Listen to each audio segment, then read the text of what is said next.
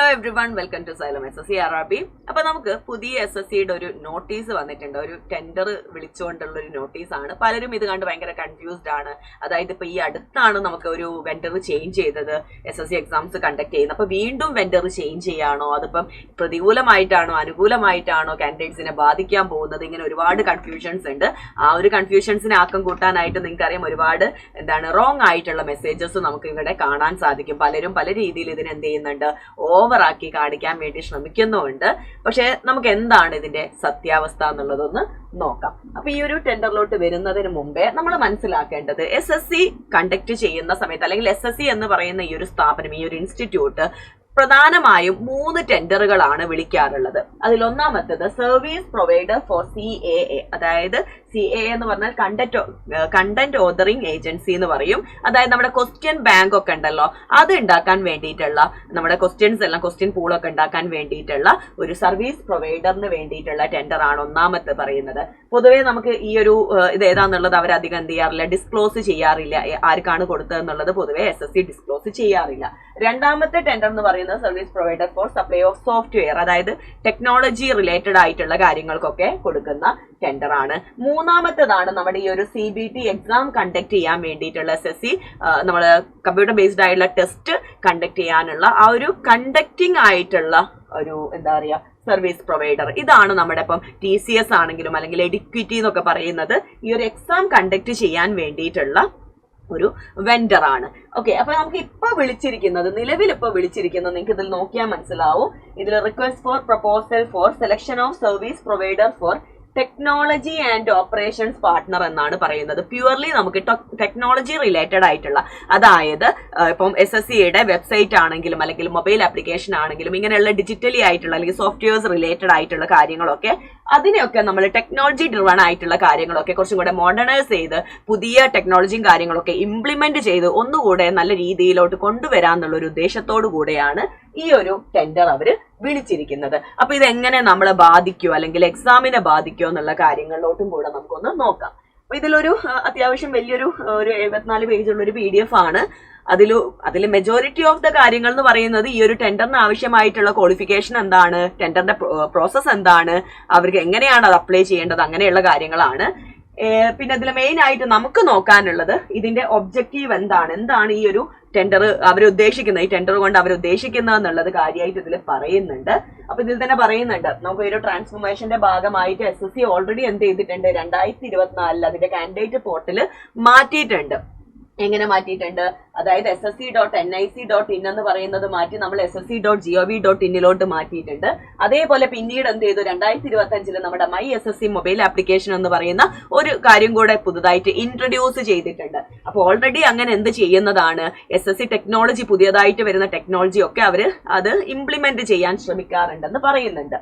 Okay, അപ്പൊ നമുക്ക് ഇതിലോട്ട് പോവാം കേട്ടോ, ഇതിന്റെ സ്കോപ്പിലോട്ടും കാര്യങ്ങളിലോട്ടും പോവാം. അതേപോലെ തന്നെ എങ്ങനെയാണ് ഈ ഒരു ടെൻഡർ വർക്ക് ഈ ഒരു പുതിയ വെൻഡർ ഏറ്റെടുത്താല് 3 ഫേസസ് ആയിട്ടാണ് ഇത് ഇംപ്ലിമെന്റ് ചെയ്യാൻ ഉദ്ദേശിക്കുന്നത്. അതെന്തൊക്കെയാണെന്നുള്ള ഡീറ്റെയിൽസും കാര്യങ്ങളും നമുക്ക് ആ ഒരു ഇതിൽ കാണാൻ സാധിക്കും PDF-ല്. അത് മാത്രമല്ല, എവിടെയൊക്കെയാണ് മാറ്റങ്ങൾ കൊണ്ടുവരേണ്ടത്, ഈ ഒരു ടെക്നോളജി റിലേറ്റഡ് ആയിട്ടുള്ള മാറ്റങ്ങൾ ഏറ്റവും മെയിൻ ആയിട്ട് ഈ പറഞ്ഞതുപോലെ വെബ്സൈറ്റ്, അവരുടെ website web application technology upgrade എന്ന് പറയുന്നത് ഈ ഒരു ssc.gov.in എന്ന് പറയുന്ന വെബ്സൈറ്റിൽ വരുത്തേണ്ട മാറ്റങ്ങൾ, അതേപോലെ തന്നെ ആ ഒരു മൊബൈൽ ആപ്ലിക്കേഷൻ മൈ SSC എന്ന് പറയുന്ന മൊബൈൽ ആപ്ലിക്കേഷനിൽ വരുത്തേണ്ട മാറ്റങ്ങൾ, അതേപോലെ അങ്ങനെ ഒരുപാട് കാര്യങ്ങളുണ്ട് കേട്ടോ. ഈ റിസൾട്ട് ERP നമുക്ക് പെട്ടെന്ന് തന്നെ എക്സാം കഴിഞ്ഞ് റിസൾട്ടും അതേപോലെ ആൻസർ കീ കാര്യങ്ങളും ജനറേറ്റ് ചെയ്യുന്നതിനെ കുറിച്ച്, പിന്നെ അതേപോലെ എന്താണ് computer telephony infrastructure four automatic dialer. ഇപ്പം എക്സാം ഒക്കെ വരുന്ന സമയത്ത് അതിന്റെ റിലേറ്റഡ് ആയിട്ടുള്ള അപ്ഡേറ്റ്സ് കുട്ടികളിലോട്ട് ഡയറക്ട്ലി എത്തിക്കാൻ വേണ്ടിയിട്ടുള്ള അങ്ങനെയുള്ള കുറച്ച് കാര്യങ്ങൾ, ഇങ്ങനെ നമുക്കൊരു 15ഓളം കാര്യങ്ങൾ അവരെന്ത് ചെയ്തിട്ടുണ്ട്, ഓരോ പാർട്ടായിട്ട് തന്നെ കൊടുത്തിട്ടുണ്ട്. എന്തൊക്കെയാണെന്നുള്ളത് നമുക്കൊന്ന് ബ്രീഫായിട്ട് നോക്കാം. അതിനു മുമ്പ് ഈ ഒരു ഇംപ്ലിമെന്റേഷൻ ഫേസ് വരുന്നത് 3 ഫേസസ് ആയിട്ടാണ് അവർ ഇംപ്ലിമെന്റേഷൻ ഉദ്ദേശിക്കുന്നത്. അതായത് ഓൾറെഡി ഉള്ള വെൻഡറിൽ നിന്നും നോളജ് ട്രാൻസ്ഫർ, അതായത് ഓൾറെഡി എക്സിസ്റ്റിംഗ് ആയിട്ട് ഈ കാര്യങ്ങളൊക്കെ ഹാൻഡിൽ ചെയ്യുന്ന വെൻഡറിൽ നിന്നും അവരുടെ കയ്യിലുള്ള ഡാറ്റ അല്ലെങ്കിൽ അവരുടെ നോളജ് ഒക്കെ പുതിയ വെൻഡറിലോട്ട് ട്രാൻസ്ഫർ ചെയ്യാൻ ഒരു 3 മാസം. അത് കഴിഞ്ഞ് ട്രാൻസിഷൻ ഫേസ് ആണ്. അതായത് പുതിയ വെണ്ടർ ഏറ്റെടുത്തിട്ട് ഓൾറെഡി ഉള്ളത് നിലവിലുള്ള സമയത്ത് തന്നെ അതിന്റെ കൂടെ എന്ത് ചെയ്യുക, പുതിയ ടെക്നോളജി കാര്യങ്ങളൊക്കെ ഇംപ്ലിമെന്റ് ചെയ്ത് അതിൽ ഡെവലപ്മെന്റ് നടത്തി പുതിയതിലോട്ട് മാറ്റാൻ ഒരു 9 മാസം. അത് കഴിഞ്ഞിട്ട് നമുക്ക് സ്റ്റഡി സ്റ്റേറ്റ് ഓപ്പറേഷൻസ്, അതായത് പുതിയ മാറ്റങ്ങളൊക്കെ വന്നു കഴിഞ്ഞ് അത് മെയിൻറ്റെയിൻ ചെയ്തുകൊണ്ട് ഒരു 36 മാസം അവർക്ക് കൊണ്ട് നടക്കാനുള്ള മൊത്തത്തിൽ ഒരു 4 വർഷത്തേക്കാണ് ഈ ഒരു ടെൻഡർ വിളിച്ചിരിക്കുന്നത്. ആ 4 വർഷം കഴിഞ്ഞാൽ ഒരു 2 വർഷത്തേക്കും കൂടെ അത് എക്സ്റ്റെൻഡ് ചെയ്യാനുള്ള ഒരു ഓപ്ഷനും അവിടെ കൊടുക്കുന്നുണ്ട്. ഓക്കെ, ഇനി എന്തൊക്കെയാണ് ഇതിൽ മാറ്റങ്ങൾ വരുന്നത് നമുക്ക് അറിഞ്ഞിരിക്കേണ്ടത്? അതായത് ഞാൻ പറഞ്ഞു, ഇതിപ്പോ മൊത്തത്തിൽ നമ്മൾ നോക്കുകയാണെങ്കിലും കാൻഡിഡേറ്റ്സിനെ ബാധിക്കുന്ന കാര്യമല്ല. നമ്മൾ മനസ്സിലാക്കേണ്ടത് നമുക്ക് കുറച്ചും കൂടെ ഈസ് ഓഫ് ആക്സസ് കൊണ്ടുവരാനാണ് അവർ ശ്രമിക്കുന്നത്. പെട്ടെന്ന് തന്നെ റിസൾട്ട് കൊണ്ടുവരാം, അതേപോലെ തന്നെ നമുക്ക് എന്തെങ്കിലും ഡൗട്ട് ഉണ്ടെങ്കിൽ അത് പെട്ടെന്ന് ക്ലിയർ ചെയ്യാനുള്ള ഒരു ഓപ്ഷൻ ഉണ്ടായിരിക്കുക. എല്ലാം ഒന്ന് പ്രൊസീജിയേഴ്സും കാര്യങ്ങളും സ്മൂത്ത് ആക്കാൻ വേണ്ടിയിട്ടുള്ള അപ്ഗ്രേഡ്സ് നടത്താനാണ് ശ്രമിക്കുന്നത്. അപ്പൊ എവിടെയൊക്കെയാണ് മാറ്റങ്ങൾ വരാന്ന് ചോദിച്ചാൽ ഞാൻ നേരത്തെ പറഞ്ഞതുപോലെ ഏറ്റവും പ്രധാനപ്പെട്ടത് വെബ് ആൻഡ് മൊബൈൽ ആപ്പിന്റെ അപ്ഗ്രേഡേഷൻ, പ്യൂർലി നമുക്ക് സോഫ്റ്റ്വെയർ റിലേറ്റഡ് ആയിട്ടുള്ള അപ്ഗ്രേഡേഷൻ. പിന്നെ ജനറേറ്റീവ് AI ചാറ്റ് ബോക്സ്, കാൻഡിഡേറ്റ്സിന് എന്തെങ്കിലും ക്വറീസ് ഒക്കെ ഉണ്ടെങ്കിൽ അത് ക്ലിയർ ചെയ്യാൻ വേണ്ടിയിട്ട് AI ജനറേറ്റീവ് ആയിട്ടുള്ള ചാറ്റ് ബോട്ട് കൊണ്ടുവരാം. ഓട്ടോമാറ്റഡ് ഡയലർ, നേരത്തെ ഞാൻ പറഞ്ഞതുപോലെ എക്സാം റിലേറ്റഡ് ആയിട്ടുള്ള അപ്ഡേറ്റ്സും കാര്യങ്ങളും നമുക്ക് എന്താണ് ഈ ഒരു കമ്പ്യൂട്ടർ ഇതായിട്ട് തന്നെയുള്ള കമ്പ്യൂട്ടർ ജനറേറ്റഡ് ആയിട്ടുള്ള കോളുകളായിട്ടോ മെസ്സേജുകളായിട്ടോ വരാൻ വേണ്ടിയിട്ടുള്ള ഒരു സിസ്റ്റം ഡെവലപ്പ് ചെയ്യാം. പിന്നെ pre and post exam activities, അതായത് ഇപ്പം പ്രീ എക്സാം എന്ന് പറയുമ്പോൾ നമ്മുടെ 1 ടൈം രജിസ്ട്രേഷന്, അതേപോലെ തന്നെ അപ്ലൈ ചെയ്യുന്ന സമയത്തുള്ളത്, അഡ്മിറ്റ് കാർഡ് വരുന്നത്, അങ്ങനെയുള്ള കാര്യങ്ങളൊക്കെ.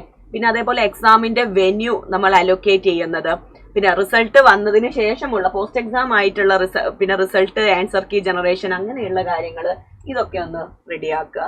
പിന്നെ ഞാൻ നേരത്തെ പറഞ്ഞല്ലോ റിസൾട്ട് ERP, അതായത് നമുക്ക് പെട്ടെന്ന് തന്നെ എക്സാം കഴിഞ്ഞാൽ പെട്ടെന്ന് തന്നെ എന്ത് ചെയ്യുക, കൃത്യമായിട്ട് ഈ ഒരു റിസൾട്ട് വരുന്ന കാര്യങ്ങളെ കുറിച്ചൊക്കെ നോക്കുന്നത്. അതേപോലെ ആധാർ ഇന്റഗ്രേഷൻ, അത് നമുക്കിപ്പോൾ ഈയിടെ നടന്ന എക്സാംസ് എന്നൊക്കെ മനസ്സിലാവും. ആധാർ ഇന്റഗ്രേഷന് വേണ്ടിയിട്ട് ഒരുപാട് ഇമ്പോർട്ടൻസ് കൊടുക്കുന്നുണ്ട്. അപ്പം നമ്മുടെ ഈ ഒരു എക്സാം മൊത്തത്തിൽ എന്ത് ചെയ്യണം, സെക്യൂർ ആക്കാൻ വേണ്ടിയിട്ടാണ് ആധാർ ഇന്റഗ്രേഷന് ഇമ്പോർട്ടൻസ് കൊടുക്കുന്നത്. അപ്പൊ അതൊക്കെ ഒന്നുകൂടെ പ്രോപ്പർ ആക്കാം. ദെൻ ഹെൽപ്പ് ലൈൻ സപ്പോർട്ട്, നേരത്തെ പറഞ്ഞതുപോലെ AI ചാറ്റ് ബോട്ടും അതേപോലെ കോളറൊക്കെ വെച്ചിട്ട് നമുക്ക് കാൻഡിഡേറ്റ്സിനുള്ള ഹെൽപ്പ് ലൈൻ ആയിട്ടുള്ള സപ്പോർട്ട് എന്ത് ചെയ്യുക, കൂടുതൽ മെച്ചപ്പെടുത്തുക എന്നുള്ളതുണ്ട്.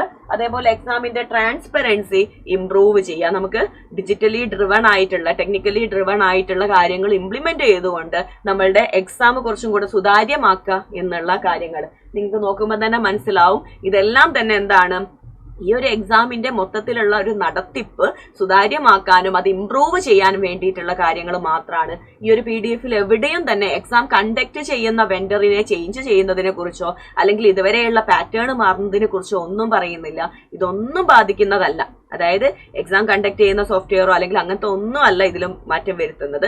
അതല്ലാതെയുള്ള ഇവരുടെ വെബ്സൈറ്റ്, അതേപോലെ ഇന്റർഫേസ് കാര്യങ്ങൾ, ഇങ്ങനെയുള്ളതിൽ മാറ്റം വരുത്തുന്നതിനെ കുറിച്ച് മാത്രമാണ് എന്ത് ചെയ്യുന്നത്, ഇതിൽ പറയുന്നതെന്ന് മനസ്സിലാക്കുക. പലരും ഭയങ്കരമായിട്ട് ഇതിനെക്കുറിച്ച് ഓവർ വറി ചെയ്തിട്ട് ഒരുപാട് എൻക്വയറി വരുന്നത് കാണുന്നുണ്ട്. അപ്പൊ ഇങ്ങനെയുള്ള കാര്യങ്ങൾക്കൊന്നും നമ്മൾ എന്ത് ചെയ്യേണ്ട ആവശ്യമില്ല. ഇപ്പം വെറുതെ സമയം കളയേണ്ട ആവശ്യമില്ല. ഒന്നാമത്തെ കാര്യം. രണ്ടാമത്തെ കാര്യം, ഇത് തന്നെയാണെങ്കിലും ഇപ്പൊ പെട്ടെന്ന് ഇന്നോ നാളെ എന്ന് വെച്ചിട്ട് ഇംപ്ലിമെന്റ് ആവുന്നതല്ല. ഇപ്പൊ ഈ ടെൻഡറൊക്കെ വന്ന് അത് ഒരാള് പുതുതായിട്ട് ആള് വന്ന് അതിനുശേഷം ആ ഒരു ഫേസ് നിങ്ങൾ കണ്ടു. 3 മാസം എന്ത് ചെയ്യുന്നുണ്ട്, നോളജ് ട്രാൻസ്ഫർ. അത് കഴിഞ്ഞ് 9 മാസം ഇത് ഡെവലപ്പ് ചെയ്യാൻ വേണ്ടിയിട്ട് അങ്ങനെ മൊത്തത്തിൽ എന്താണ്, ഒരു ലോങ് ആയിട്ടുള്ള ഒരു പ്രോസസ് ആണ് ഇത് മൊത്തത്തിൽ എന്നുള്ളതും നിങ്ങൾ മനസ്സിലാക്കുക. അപ്പൊ ഇങ്ങനെയുള്ള കാര്യങ്ങൾക്കൊന്നും ഇപ്പൊ ശ്രദ്ധ കൊടുക്കേണ്ട ആവശ്യമില്ല. നിങ്ങൾ ഇതുവരെ പഠിച്ചുകൊണ്ടിരിക്കുന്ന രീതിയിൽ തന്നെ പഠിത്തം മുന്നോട്ട് കൊണ്ടുപോവുക. നമുക്ക് ഏകദേശം നോട്ടിഫിക്കേഷൻ ഒക്കെ വരാനുള്ള സമയമായി തുടങ്ങിയിട്ടുണ്ട്. എക്സാം ഒക്കെ അടുത്ത് തുടങ്ങിയിട്ടുണ്ട്. അപ്പൊ അവരുടേതായിട്ടുള്ള ഭാഗങ്ങൾ അവർ വൃത്തിക്ക് ക്ലിയർ ആക്കിക്കൊണ്ടിരിക്കുകയാണ്. നമ്മൾ എന്ത് ചെയ്യുക, നമ്മുടെ ഭാഗം നമ്മളും വൃത്തിക്ക് ക്ലിയർ ആക്കുക എന്നുള്ളത് മാത്രം ചിന്തിച്ചാൽ മതി. സോ നമുക്ക് ലാസ്റ്റ് ടൈം ഫൈനലായിട്ട് ഒറ്റ കാര്യം കൂടെ പറയാം. നമ്മുടെ 2 ബാച്ച് നിങ്ങൾക്ക് ഇൻട്രൊഡ്യൂസ് ചെയ്യാം. SSCക്ക് വേണ്ടിയിട്ടുള്ള CGL റെഗുലർ ബാച്ച് നമ്മൾ മാർച്ച് 10-ാം തീയതി സ്റ്റാർട്ട് ചെയ്യുന്നുണ്ട്.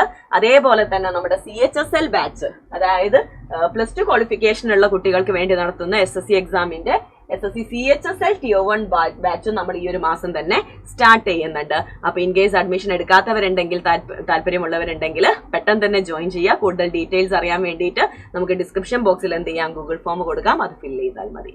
താങ്ക്